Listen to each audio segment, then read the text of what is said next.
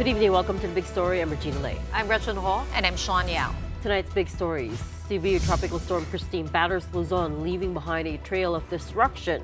Worse, a new low-pressure area east of the country may pull Kristine back into Philippine area of responsibility.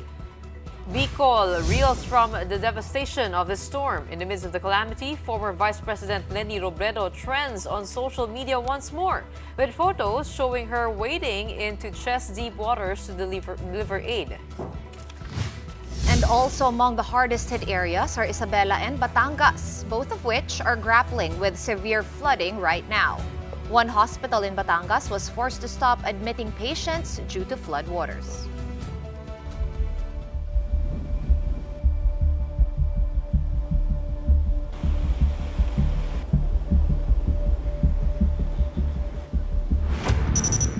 Severe Tropical Storm Kristine, international name Trami, is still very much the big story tonight. After making landfall in Isabela last night, the storm has exited Luzon, but heavy rainfall is still expected given the tropical cyclone's wide cloud circulation. From tonight until tomorrow afternoon, intense to torrential rain is forecast over Pangasinan, Zambales, La Union, and Occidental Mindoro. Heavy to intense rain is expected over Cagayan Valley, the Cordillera Administrative Region, the rest of Ilocos Region, Tarlac, Pampanga, Bataan, Metro Manila, Cavite, Batangas, and the Calamian Islands. While moderate to heavy rains will continue to affect Bulacan, Nueva Ecija, Aurora, Laguna, Rizal, Quezon, Oriental Mindoro, Marinduque, Romblon, Antique, Aklan, Negros Occidental, and Palawan. Wind signal warnings are still also in effect as the wind flow from Kristine continues to create strong winds. Benguet, Ilocos Sur, La Union, and Pangasinan are still under signal number 3. Signal number 2 is still up over Batanes, Cagayan, including Babuyan Islands, Isabela, Quirino, Nueva Vizcaya, Apayao, Kalinga, Abra, Ifugao, Mountain Province, Aurora, Nueva Ecija, Tarlac, Zambales, Bataan, Pampanga, Bulacan, Metro Manila, Rizal, Cavite, the western part of Batangas, and the northern part of Quezon. While Mimaropa, Bicol Region, Aklan, Capiz, Antique, including Kaluya Islands, Iloilo, Bantayan Islands, and Northern Samar remain under signal number 1. Pag-asa has also issued storm surge warnings along the coasts of Ilocos Sur, La Union, Pangasinan, Cagayan, Isabela, Aurora, and Zambales in the next 48 hours. 1 to 2 meter high waves are expected.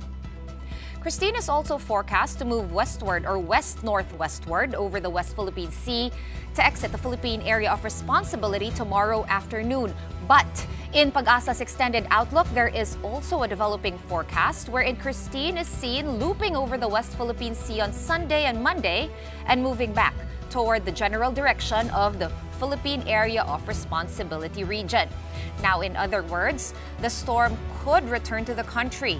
This is a phenomenon known as the Fujiwara effect, and that happens when there are two weather disturbances that are interacting with each other. However, it is not certain for now because this scenario still depends on the behavior of the weather disturbance some 2,000 kilometers east of the Philippines, which is expected to develop into a tropical depression within the next 24 hours. And among those heavily affected by severe Tropical Storm Kristine is Pangasinan, where several towns have been flooded due to the heavy rains and winds. Let's get more updates on their situation there with News 5 correspondent Carrie Cator. Carrie is reporting to us live from Binmalay in Pangasinan. Carrie, kamusta ang situation dyan? Ano ang mga nangyayari sa mga oras na ito?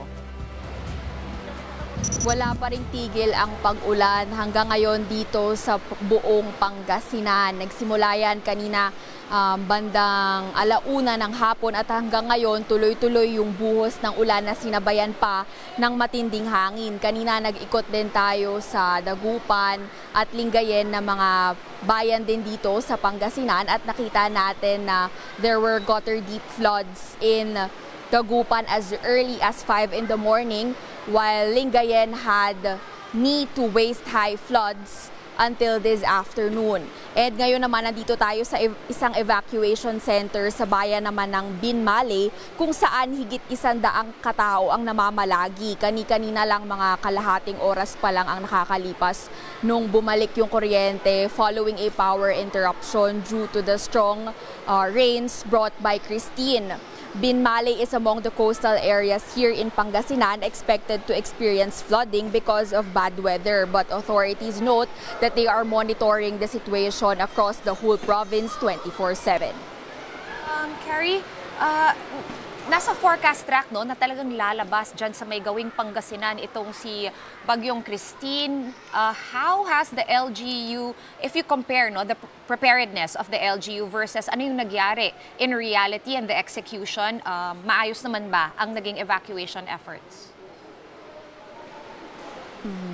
Kung titingnan natin, since kahapon nandito tayo nag-monitor sa situation nung hindi pa nararamdaman talagang itong hagupit ni Bagyong Kristine, kahapon kasi malalakas na hangin pa lang hanggang kaninang umaga yung nararamdaman. Although may mga pag-ulan, bugso-bugso lang, pero kaninang hapon hanggang ngayon pa lang talaga naramdaman yung lakas ng ulan. But as officials have been saying, they have prepared immediately or right away. In fact, since yesterday, preemptive evacuations were already conducted.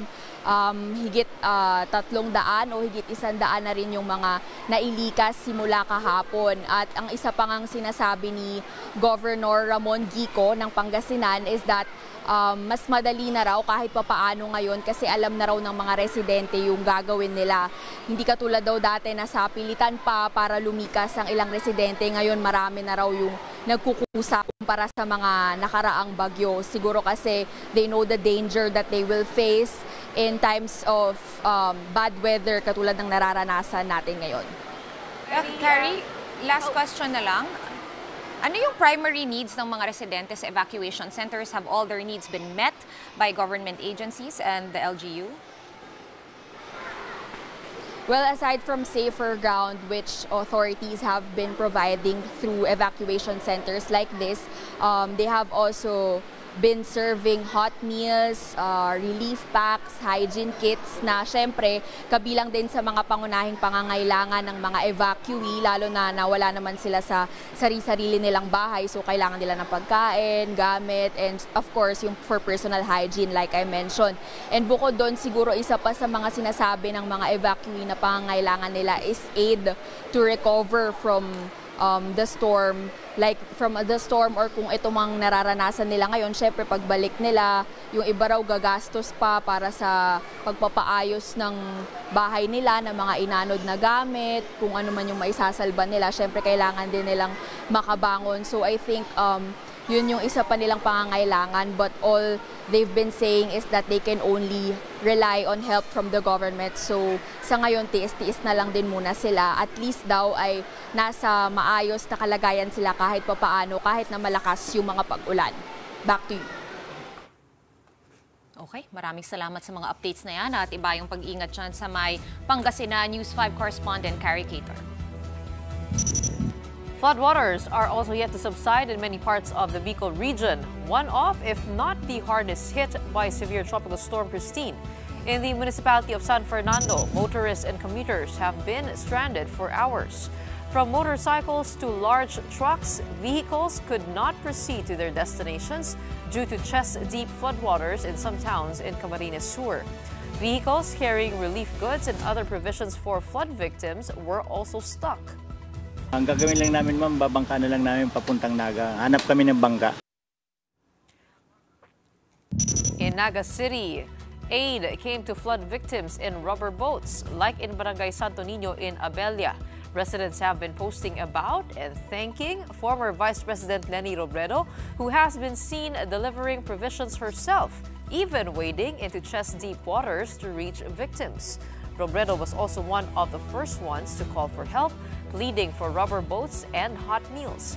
Her Angat Buhay Foundation, partnered with the Kaya Natin movement, has received cash donations of over 12 million pesos as of 7 p.m. today.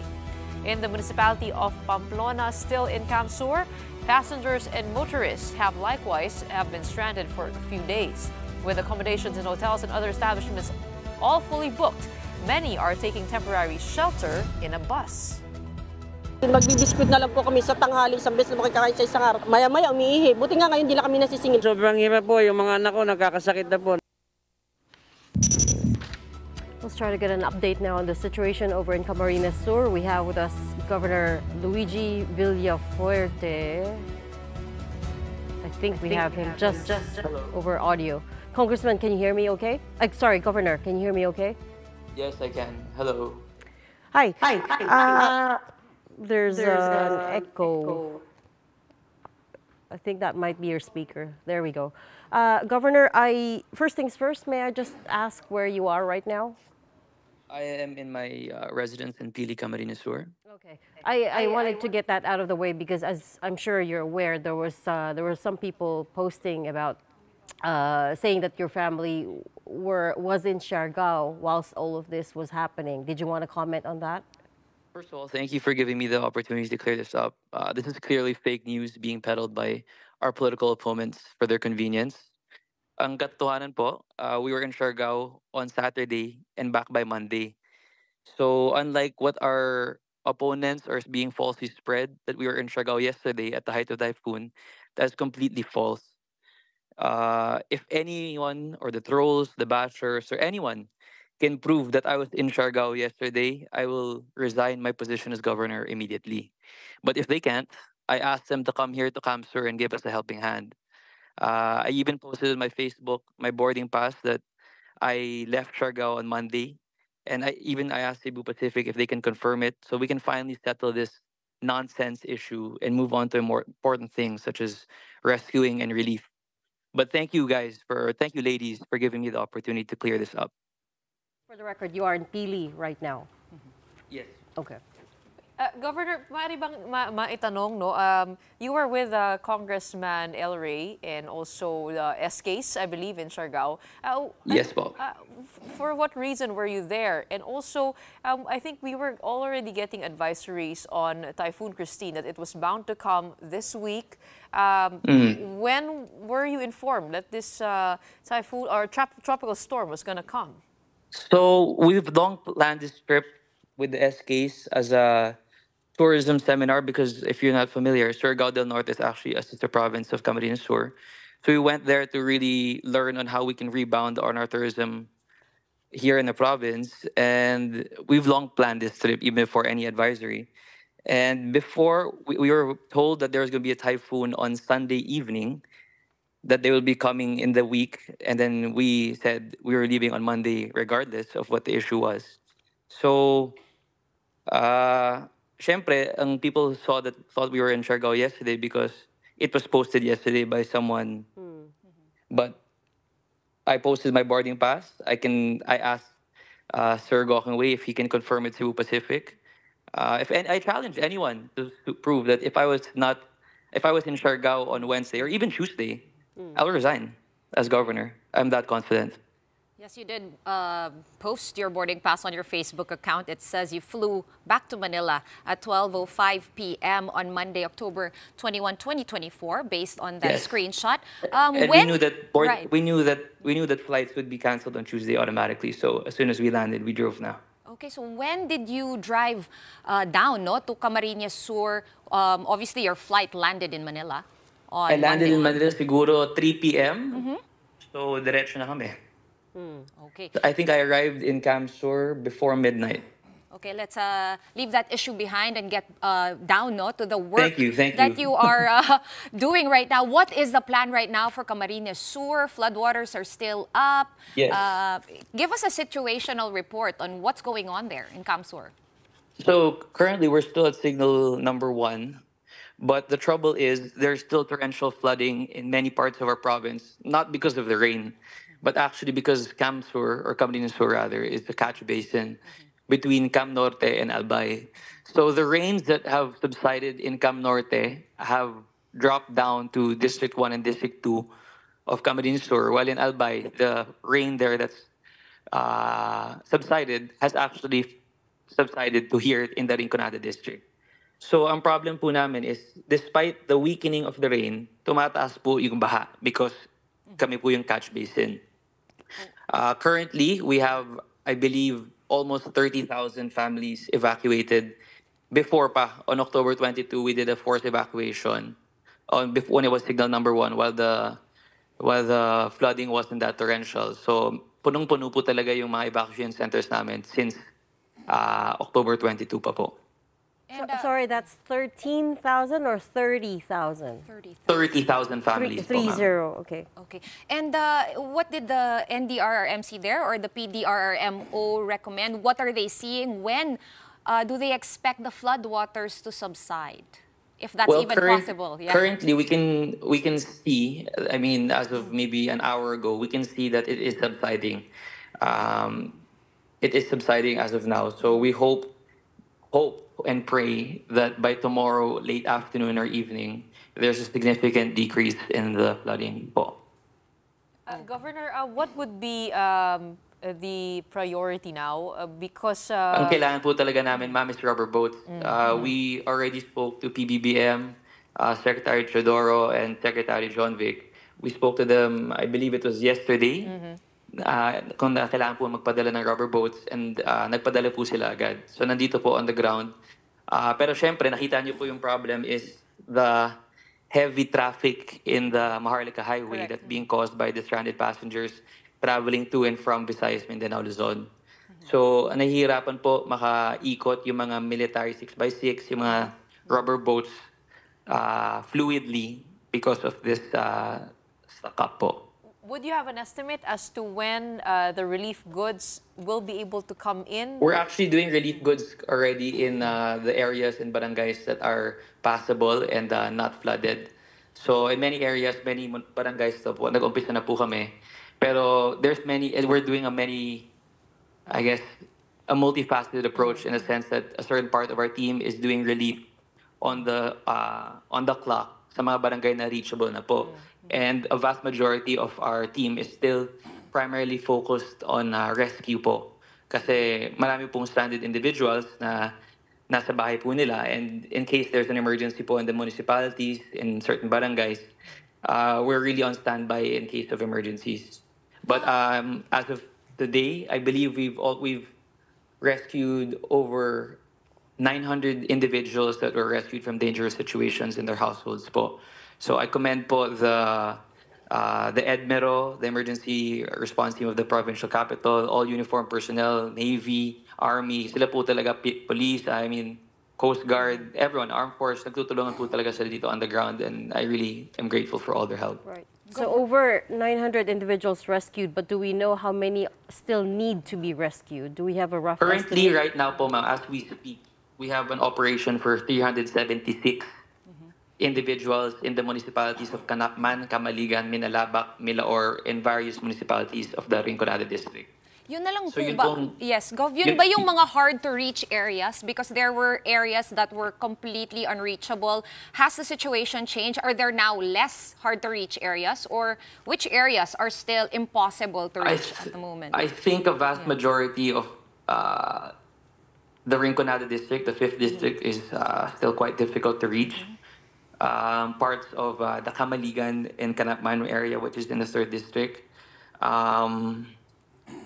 I would say I think everything is still not 100% in terms of reachability, but if you would say that if they improved in connectivity since yesterday, I would say yes. Yesterday, we got the number that there are 2 dead from Camarines Sur. Has that number changed? Also, the number of barangays submerged. Yes po, ma'am. Sadly to say po, today we had 3 people pass away from the municipality of Bola po. As of now, that is our final count. But I hope and pray that this doesn't rise. Okay, just to clarify, Gov, is that 3 today plus the 2 from yesterday or 2 yesterday po. na dagdagan ng isa? 2 po, tapos nadagdagan ng 3 po today, So, unfortunately. five in total. Yes po. Okay. Ito paano isa pang nagba-viral ngayon at katanungan ng maraming netizen is the photo posted by your brother, Congressman Mix Villafuerte. He got a lot of flack for handing out 500 pesos or money to a lola, a resident.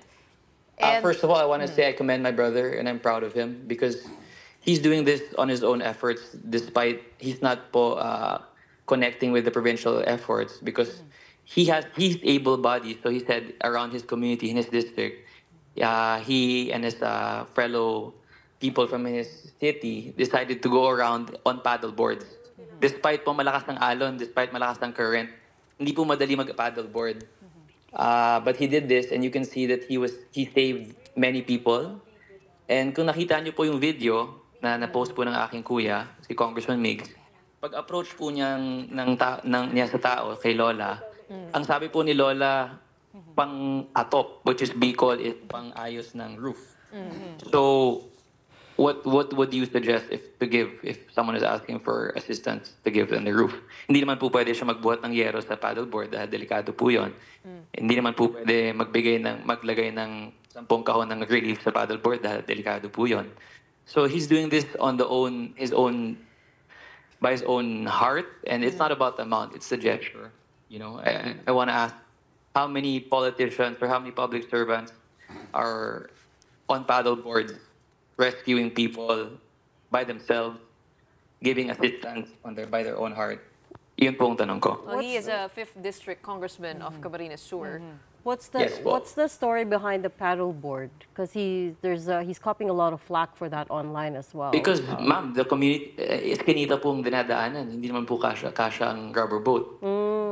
Hindi magkakasya yung rubber. What would you ladies suggest be the best mode of transportation? So a rubber boat would not have been able to pass through. Oh, definitely not, ma'am. Definitely not. Okay, so naisip niya mag-paddleboard na lang. Opo, ma'am. And what you're saying is that resident, yung Lola, was the one who asked for money. Yes, ma'am. Tingnan niyo po yung video. If after this, you can play the video that was posted by my brother. Tinatawag niya po kuya ko, si Kong Ming. Sabi niya, if I'm not mistaken, Kong pang-atop, which is Bicolano for pang-roof. So, pang-ayos ng bubong. Pang-ayos ng roof. Pang-ayos ng bubong. Eh, syempre, anong mabibigay ng kuya ko kung hindi pera? Governor, yung tatay po ninyo, si Congressman El Rey, nag-post sa Facebook, galit na galit siya. 3 beses niya nabanggit yung word, disappointed, yung word na starting with the letter U, ano? And he was saying na this was done by a kalaban sa politika. Any idea who that is? Who is spreading Which all one of po, these ma'am? fake Which news? one specifically? May post siya sa Facebook niya. Sinabi niya na mga kalaban sa politika. Meron po ba kayong idea kung sino ang tinutukoy niya? Siyempre, kilala ko po ang lumalaban sa father ko bilang governor. Kilala ko po sino kumalaban sa akin bilang congressman. So, sila na po yun. I mean, kung hindi sila, sino po? Okay. Huling tanong na lang, no, Governor Luigi. Of course, very public din sa Facebook yung mga pleas, no, ni dating Vice President Leni Robredo asking help for Naga City. We also saw a lot of videos from the other night. Yung mga humihingi ng saklolo doon. Has the situation there improved?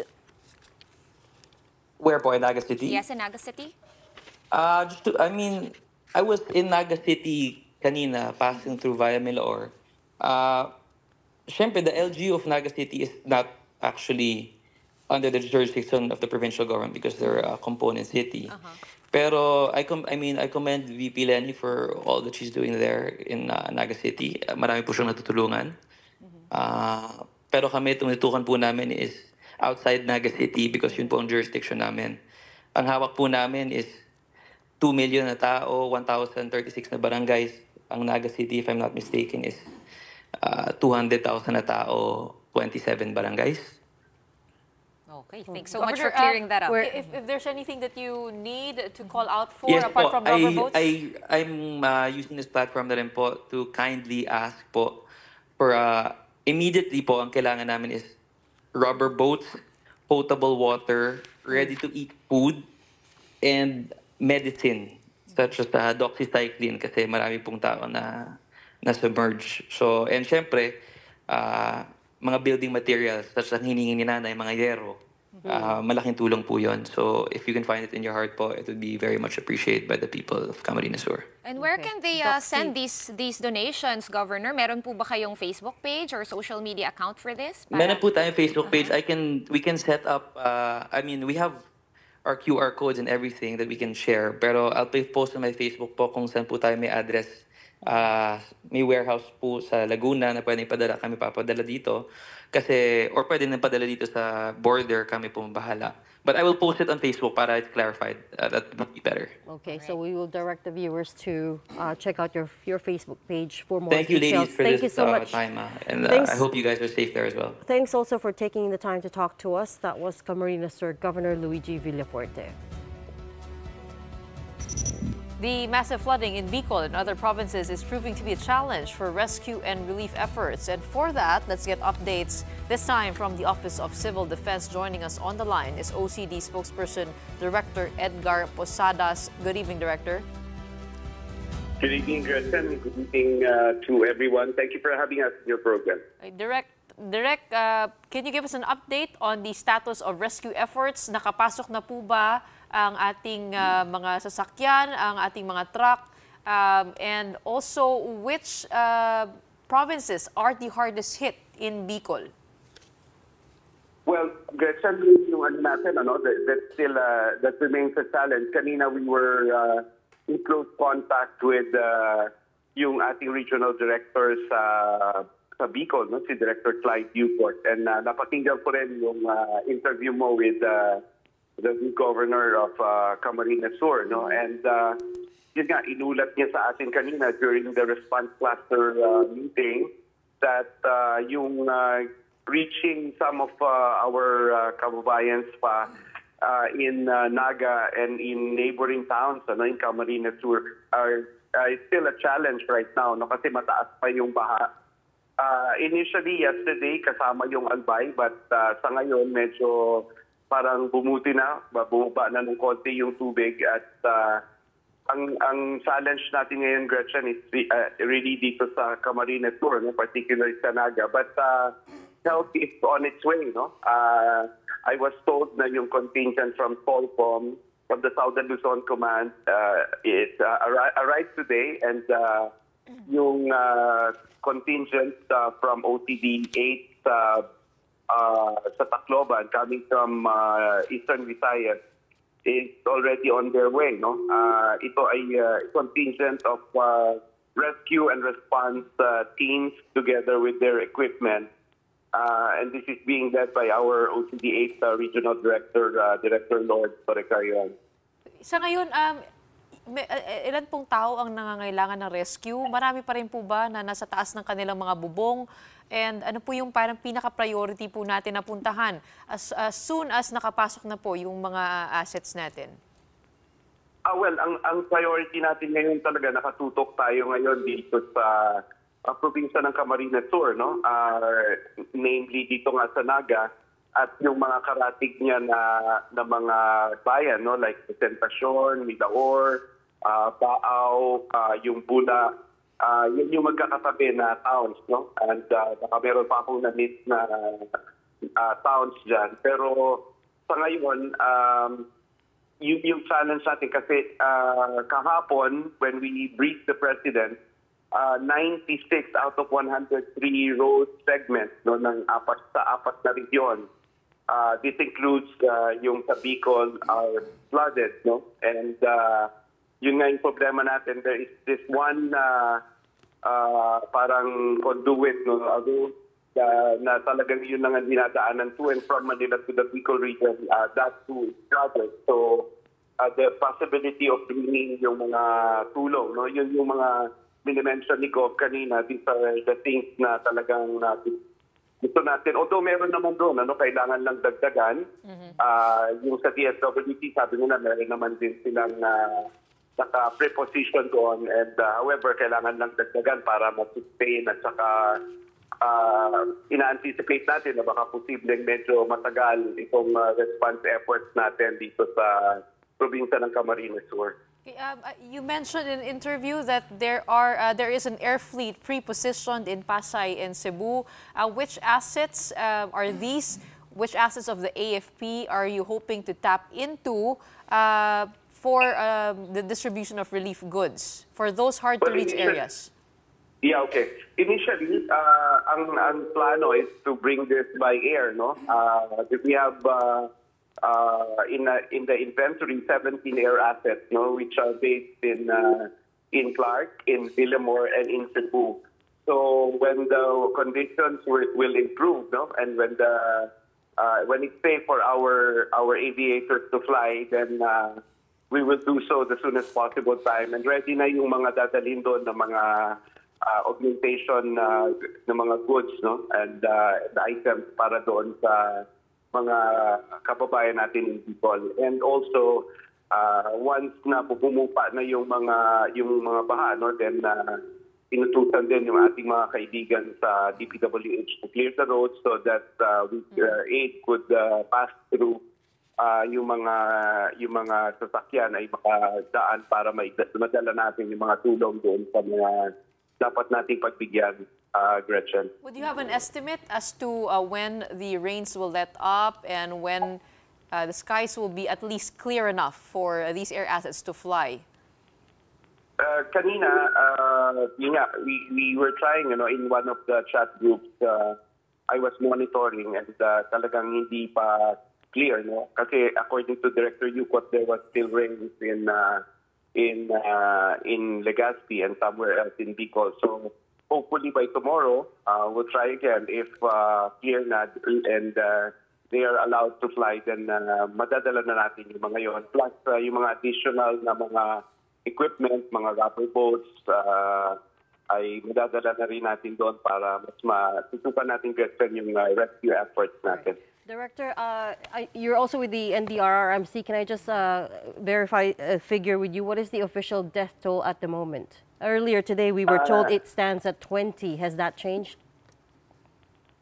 Well, in our official figures, which are still for validation, Gretchen, we have seven dead, one in Calabarzon and 6 in Region 5.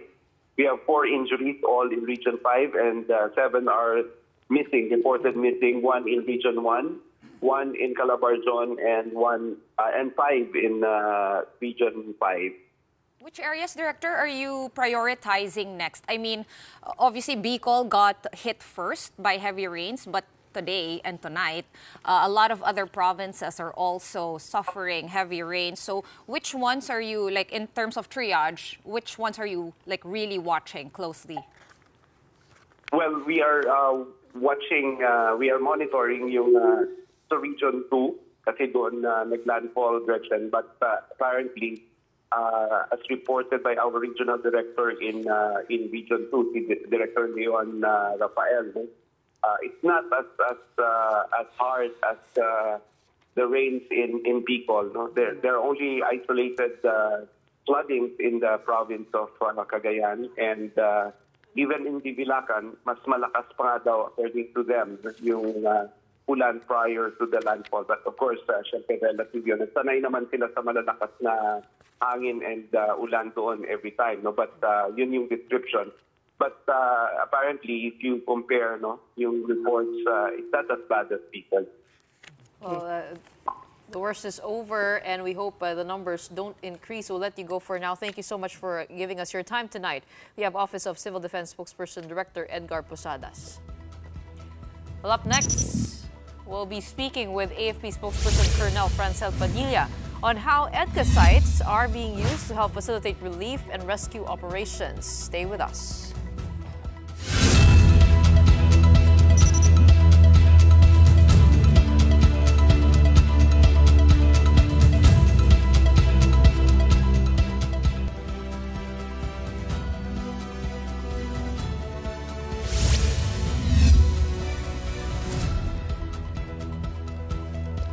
Welcome back. You're still watching The Big Story here on One News.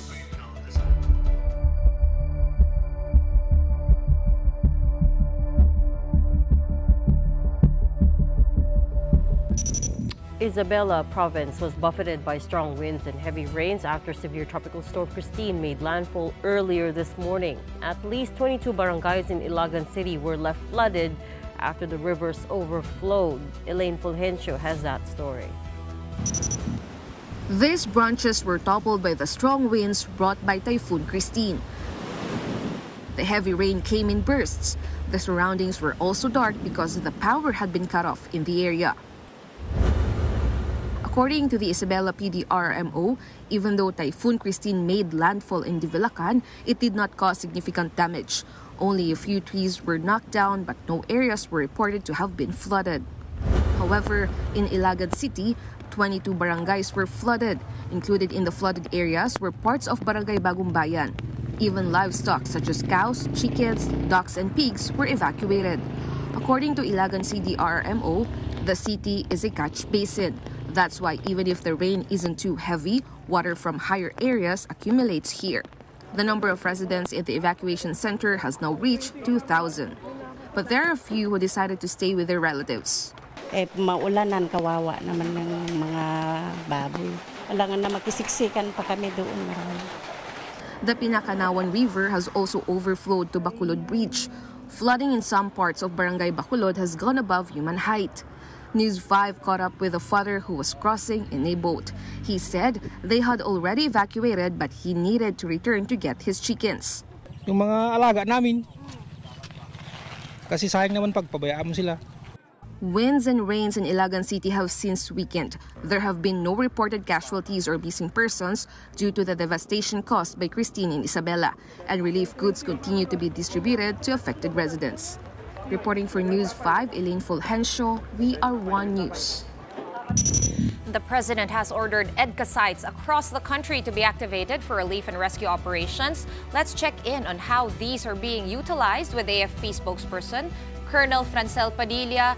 Thanks for making time for us tonight, Colonel. Can you hear me okay? Yes, you're audible. Good evening, ladies. Good evening to all of your viewers.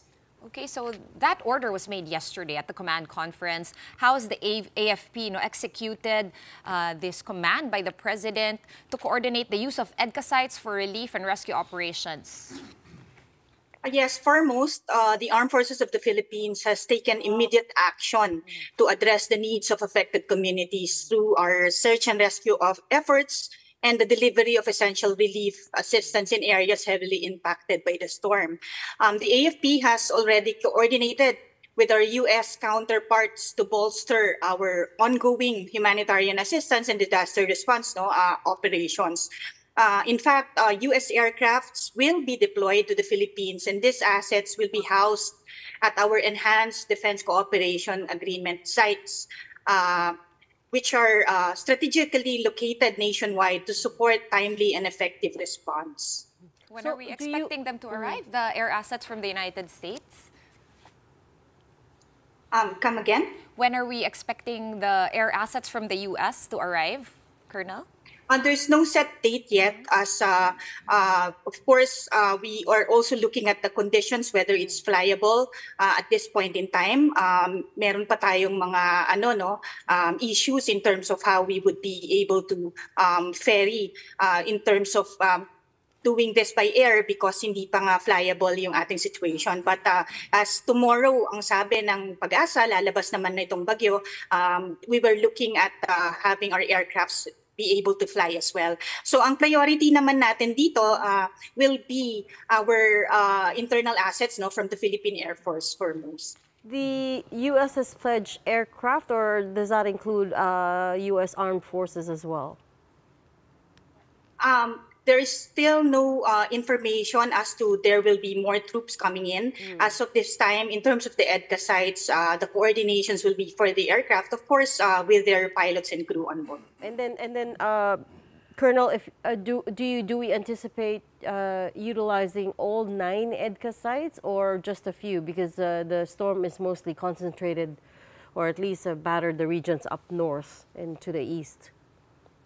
That will be depending on our higher headquarters, higher agencies to coordinate. Ito kasing mga ito, ang mangyayari dito, there will be diplomatic clearance for them to use this EDCA sites for their aircrafts to fly. So whatever it is that's going to be coordinated in higher government agencies, then the Armed Forces of the Philippines will support accordingly, as these EDCA sites are inside AFP caps. Okay, Colonel, bukod dun sa pag-host ng air assets of the United States, how do you expect for these EDCA sites to be used? What are the other roles that they could play in the relief and rescue efforts? Yes, ang EDCA sites natin are multi-role facilities. No? They can be fisherman shelters, they can be logistical hubs. No? So dito pwede natin i-house yung mga relief goods and dito rin nga other than of course the equipment that will be used for search and rescue, and pwede rin siyang command and control center accordingly. So multi-role ang use nitong EDCA sites natin, and whatever purpose that it may serve for HADR operations, gagamitin natin siya accordingly. Okay, Colonel, nabanggit nyo nga no, na internal assets ang priority. I just want to clarify, no, yung sa EDCA sites, is it more leaning towards, at least with the order of the President, is that leaning more towards airlifting and air assets? Because we understand from different interviews that the AFP has already been playing a big part in rescue and relief operations in different areas no, na nababaha right now and kahapon. Yes, no. In terms of airlift capability, we have already alerted most of our own aircraft. Additionally, our U.S. partners are ready to send their aircraft using the EDCA sites. No, baling magiging augmentation sila if need.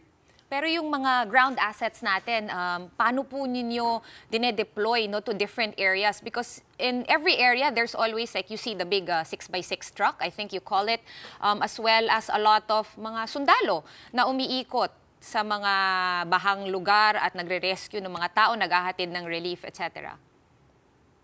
Yes, ma'am. No? As of this moment, nandun naman yung mga KM250s and KM450s natin sa areas na passable by land. Ang lahat ng rubber boats din natin, pinul na natin no, from different areas na hindi masyadong apektado para magamit natin siya dito sa most afflicted areas. So, lahat naman po ng ating disaster relief units from the Air Force, the Army, and the Navy are now mobilized, no? And nakafocus na po sila dito sa most afflicted areas natin. Meron po bang mga nag-pledge na magdadala ng relief goods dyan po sa mga EDCA sites po natin? Sa ngayon, ma'am, wala kung actual data on kung meron ng pledges. But for the side of the AFP, naka-ready na po itong ating EDCA sites for all of these operations for relief that will ensue in the coming days. Previous to the command of the President, what was the situation like? Hindi po ba parang ready naman talaga ang AFP bases natin for these kinds of operations? Or is it only now that we're opening the doors for the multi-ops that you're talking about? Dagdagan ko lang, no, Gretch. Kasi nung una, di ba, Colonel, nung pinopromote yung EDCA sites, yung nagdagdag ng EDCA sites to the original 4 sites, I believe, one of the key things no, that's being mentioned all the time is gagamitin ito for disaster response, interoperability, also for disaster response. So we're just curious kung ano na ba yung nagawa or improvements that have been made into these AFP bases, I think 9 all over the country, that will actually help. Kasi hindi kami nakakapasok sa loob. Totoo. Oo. So anong meron dun sa loob na nagawa? Kasi yun yung usapan, di ba? Dapat yung US magbe-build ng improvements to help facilitate more efficient disaster relief. So, ang sabi ko nga kanina, no, multi-role itong mga EDCA sites na ito. So, kung ano po yung pwedeng magamit with these facilities, yun po yung magiging purpose niya. For this HADR, magagamit na siya no, for command and control facility for as of this time. So, naka-ready na rin siya no, for to house itong mga relief goods if need be, pag nagdatingan na po, no, marami siyang pwedeng paggamitan as it is multi-role nga. So ngayon, logistical hub ang pinaka-focus ng use niya as of this time. First time po yan o matagal nang ganyan? I mean, just to be able to understand what's the difference. Since it is multi-role, kung ano po yung magiging purpose niya as the need arises, yun po yung magiging role ng sites na yon. So during balikatan exercises, no, nagiging hub siya no, ng lagayan ng mga gamit nga nitong ating mga allied forces that are coming in. So their equipment, housing of troops, and all those things. No? So for HADR, logistical hub siya, command and control center, and pwede nga siyang magamit for itong pag-process natin, itong mga relief goods, and of course, paglagayan ng mga equipment for search and rescue operations. And then just very quickly, Colonel, talking about allied forces, have any other countries offered help aside from the U.S.? Yes, no, meron tayo pong existing na exercises that are ongoing, which is exercise kasangga. So ito pong mga countries that are involved in this, specifically po yung Australia, has already offered their help. No? So may mga tropa po sila dito, tumutulong na rin sila ngayon sa ating disaster and relief operations. Alright, Very good to hear. Very good to hear and exciting to see no, kung ano pa yung pwedeng maggawin nitong mga EDCA sites natin. But thank you so much for taking the time out of your busy schedule tonight and joining us here, AFP spokesperson Colonel Francel Padilla. Maraming salamat. Alright, we're gonna pause for another quick break, but right after that, heavy rains from severe Tropical Storm Kristine have also submerged several towns in Batangas. We'll be getting live updates on the ground when the big story returns. Don't miss that.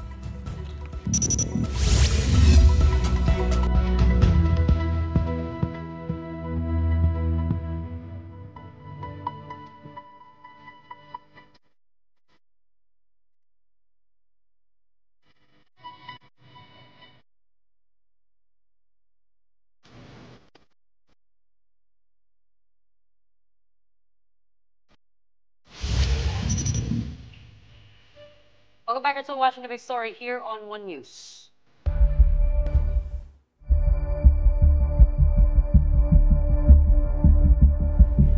Despite making landfall in northern Luzon last night, the severe Tropical Storm Kristine's wide circulation dumped heavy rains as far as Batangas today. And just like in Bicol, several towns in the province are now flooded. News 5's Rainiel Pawid is in Lemery, Batangas right now. Rainiel, maulan pa rin ba dyan sa Batangas ngayon? Gretchen, Regina, simula nga kanina na pagdating natin ng alas 2 ng hapon ay wala nang tigil yung buhos ng ulan dito sa may Lemery, Batangas. Sa katunayan, nakausap natin yung ilang mga residente rito at kahapon pa raw ng alas 3 naman ng hapon nagsimula yung pagbuhos nga ng malakas na ulan dito. Yung kinatatakot nila dahil simula kaninang alas 5 ay sumabay na rin yung malakas na ihip ng hangin. Hey, Rainiel, ano yung lagay ng mga barangay dyan ngayon? Gaano kataas ang pagbaha? At kamusta naman yung mga residente dyan na nasa likod mo? Nasaan ka ba ngayon? Ngayon ay nandito ko sa parokya ng Banal na Cruz. Dito pa rin yan sa may poblacion area sa may Lemery. At itong simbahan na ito ay isa nga sa mga ginawang evacuation center nitong ating mga kapatid. Sa katunayan, 102 families yung nandito. No? Katumbas yan ng 410 na individuals. At sabi nga nila, yung pangunahin na kanilang pinoproblema sa ngayon is yung paghahanap ng potable water. Bukod yan sa kawalan ng kuryente simula kahapon dahil nga nung lumakas na yung ulan ay naputol na yung power supply. Kaya raw nila na walang power supply pero yung paghahanap nga ng tubig man lang, yun man lang ay kanilang easily accessible daw sana sa mga panahon ngayon. Generator ba ang ginagamit niya ng parokya na nasa likod mo? Ilang bayan ang kritikal o kaya binabantayan? Kamusta rin yung pag-evacuate ng mga residente? Yung evacuation process, no, dahil no nakita natin kanina yung mga rescue team at mismong yung mga pulis na, local police officer ay yung mga van or yung vehicle na nila yung ginagamit. So mabilis naman, back and forth, nakikita natin na lalong-lalo na yung mga nasa coastal area dito sa Lemery dahil nga pagpatak ng alauna ng hapon ay nagulat silang lahat dahil biglaan na rin yung pagtaas ng level ng tubig. Yung ilan nga sa kanila ay doon na sa mga bubong ng bahay sumilong panandalian habang hinihintay yung mga rescuer. At sa ngayon, lahat naman ay nakuha na sa kanilang mga bahay. So dito naman, with regard dito sa buong Batangas, no, halos lahat ng nasa western at southern part ay binaha. No? At kanina pagpasok natin doon sa Nasugbu ay baha na rin yung ilang mga major road o yung mga pangunahing kalsada. At madagdag ko na rin doon sa Kalaka kanina ay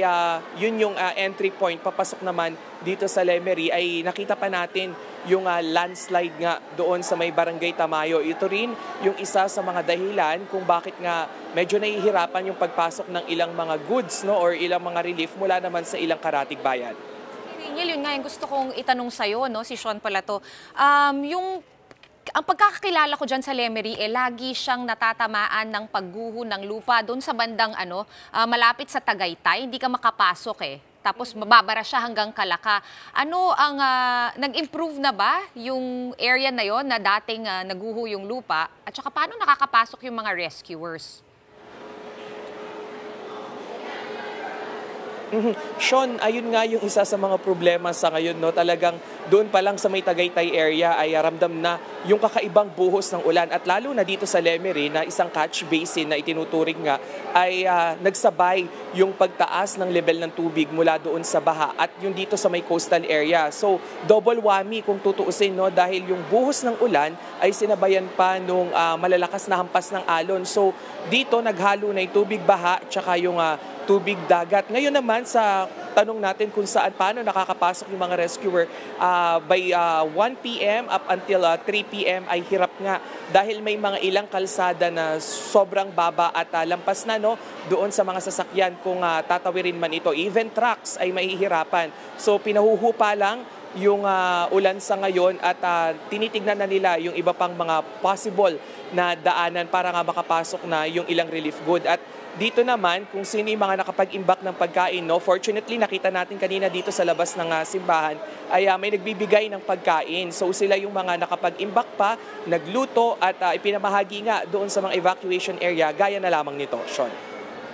Okay, Reniel, gusto ko lang malaman, kailan ka pumunta dyan? Gaano kalala yung traffic? Kasi para nababalitaan natin, pati sa SLEX, no, yung mga papuntang Laguna, papunta dyan sa may Batangas, hindi na makapasok. So how was the situation? Yeah, early 12 noon kanina ay maayos pa naman yung daloy ng trapiko. Nung pagpatak ng alauna, sabay doon nga sa buhos ng ulan, doon pa lang sa Tagaytay area ay talaga namang hindi na nga makausad-usad itong mga sasakyan. Bukod pa yan doon sa mga lugar na may mabababa talagang daan na nagiging catch basin road, yung tawag nila, dahil nga yung tubig mula doon sa bundok ay bumababa dito. Bukod sa naiimbak ay rumaragasa pa ito. So yung current ng tubig ay nakakapagpahirap din para doon sa mga sasakyan na mag-move forward. So yung ilan sa mga nakita natin ay humanap na lang ng safer places, no? Gaya na lamang doon sa mga matataas na gasoline station at may ilang mga establishmento at residential area naman yung may mabuting loob na kahit hindi kilala ay pinatuloy na itong ating mga kapatid.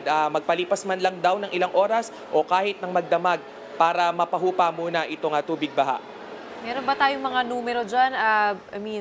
Kung may mga nasalanta sa Batangas, and also what are the immediate needs that you'd like to call out for the residents there?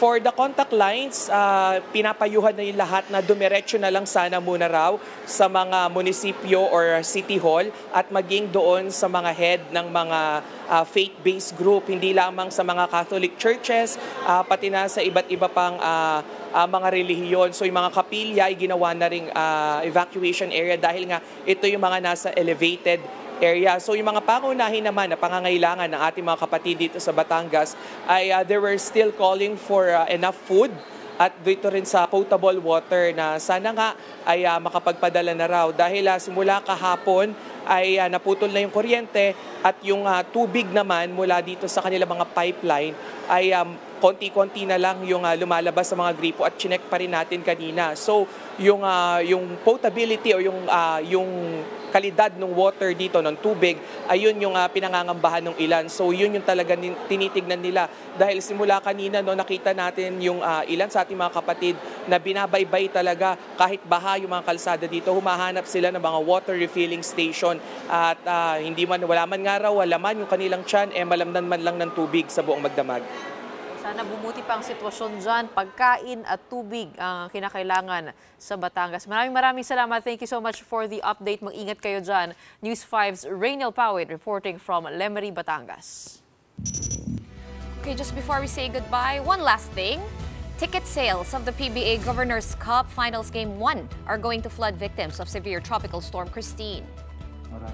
PBA Chairman Ricky Vargas and Vice Chairman Al Francis Chua announced that proceeds of Game 1 between Barangay Ginebra and TNT Tropang Giga will be donated to TV5's Alagang Kapatid Foundation. Alagang Kapatid was one of the first responders to mobilize since torrential rains and massive flooding hit Camarines Sur, particularly Naga City. Game 1 of the PBA Finals will be this Sunday, October 27 at 7:30 p.m. over at the Inares Center in Antipolo City. And they need all the help they can get for the storm victims in Bicol and other areas as well.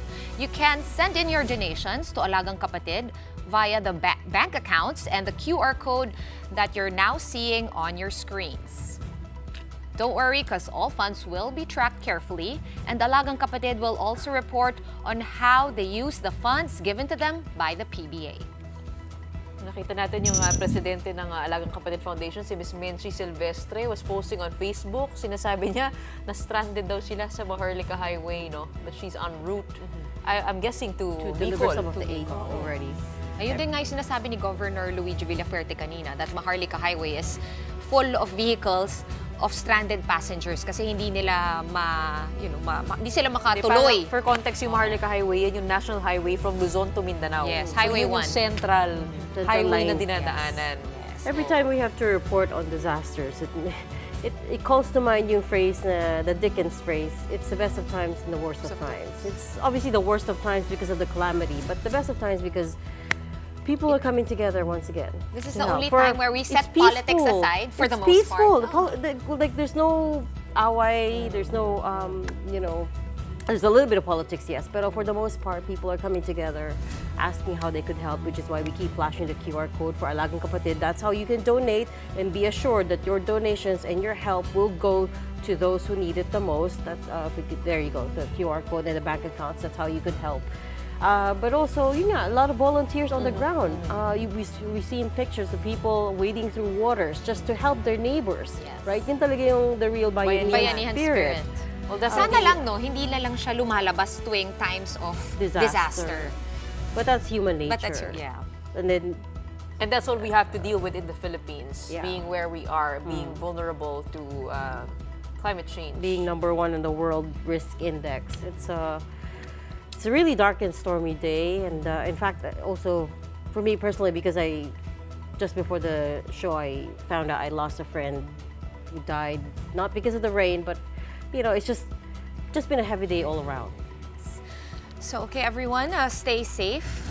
And again, if there is some help that you can extend, I think everyone is on Facebook. So you can easily access the QR codes, the bank accounts, etc. Reach out and help. Everyone could appreciate a little bit of kindness and help during this time. On that note, that's it for the big story tonight. That's a good reminder. Hopefully tomorrow is a sunny day already. In the meantime, we are One News, all sides, all the time. You're right. Hopefully it doesn't just show during times of disaster, right? Thanks for tuning in. Have a good night. And Eric, rest in peace.